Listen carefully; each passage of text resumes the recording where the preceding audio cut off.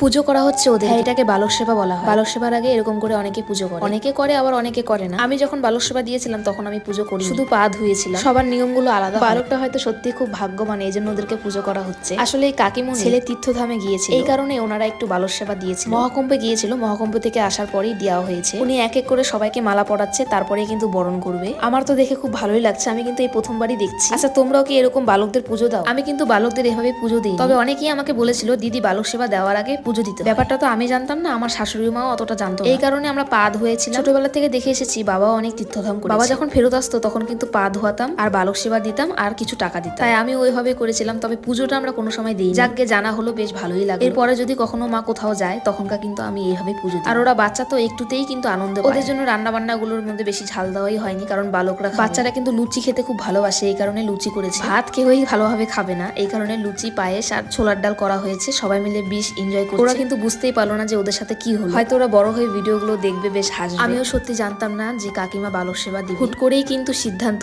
আর দেওয়ারই কথা, কারণ এক জায়গায় গিয়েছিল, সেখান থেকে আসার পর বালক সেবা দিতে হয়। সবাই একবার বলে দিও যে তোমরাও কি বালক সেবা দেওয়ার আগে পুজো দাও। ভালো থেকো সবাই।